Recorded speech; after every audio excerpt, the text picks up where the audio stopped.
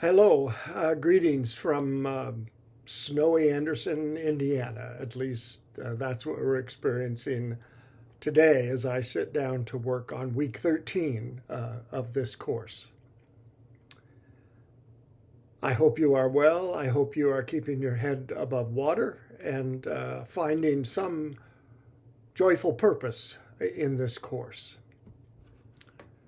As I have noted in other lectures, in previous lectures, persons preparing for or already engaged in ministry within a local congregation are asked in this course to think about wearing two caps.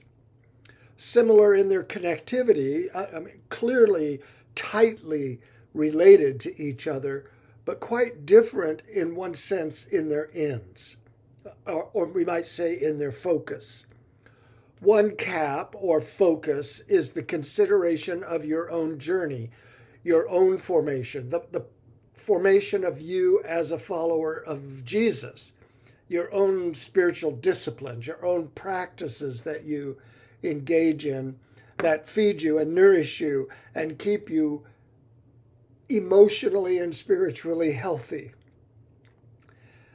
With the very real and essential need to keep growing your love for Jesus and your submission to God's call on your life.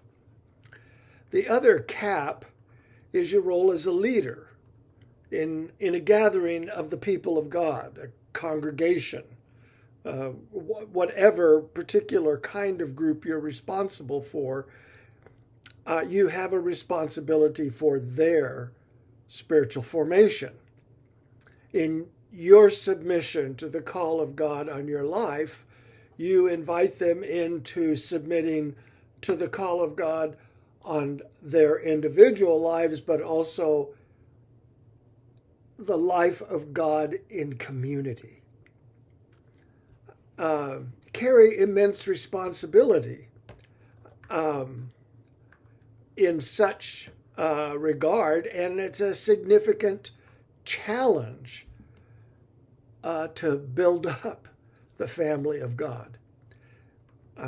That's all been brought really home clearly to us, hasn't it, during these last couple of years as we've all struggled with how to be the people of God who are encouraged to stay together, to not forsake meeting together, and to find ourselves at deep risk if we meet. And if we don't, how do we maintain that relationship? As you read and reflect on the assignments for this week, keep this central relationship in mind. Leaders, pastors, and congregation. Leader and persons you lead. Whether we're talking about pastors and congregations or associate pastors and specific age groups, or just leadership in general in the life of the church. There are two significant scriptures that I want to lift up, call your attention to, that I think are central to considering the role of the leader in the life of the local church, or at any level in the life of the church. First, in Mark 10, verse 45, Jesus said, "For even the Son of Man came to be served." You know, I just misquoted that, didn't you? "For even the Son of Man came not to be served, but to serve others, and to give his life as a ransom for many." A daunting verse.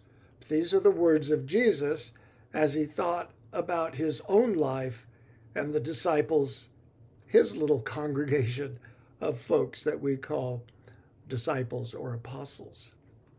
Then from Acts, we read this: "Be on guard for yourselves." So care about yourself, self-care, self-discipline, and for all the flock, among which the Holy Spirit has made you overseers, to shepherd the church of God, which he purchased with his own blood.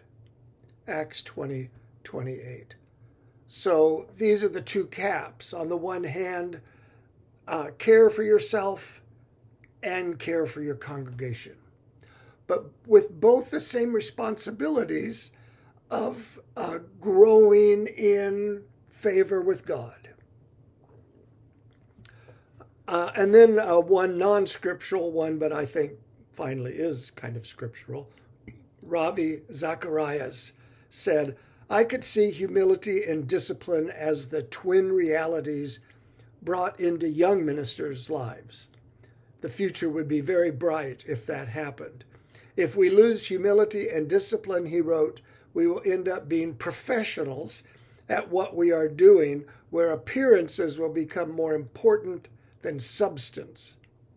So as you are looking at leadership within the life of a congregation, humility and discipline are two very critical roles for young men and women as they labor to go into ministry. End quote. Zacharias was focused here, because of what he was being asked to talk about, on young men and women entering the ministry. But I don't think he would actually stop there. I certainly wouldn't stop there, because I believe that humility and discipline are central to ministry, regardless of age, regardless of location, regardless of who you're pastoring or leading. So as you engage this week, week 13, and before you begin your work on the essays from Practical Theology, and after this video introduction, please watch the Hauerwas interview. It's about 10 minutes long, and let his thinking also inform this whole conversation we're engaged in, focused around practical theology. But enough for now. I hope you are well, and blessings as you continue your journey this week. God bless.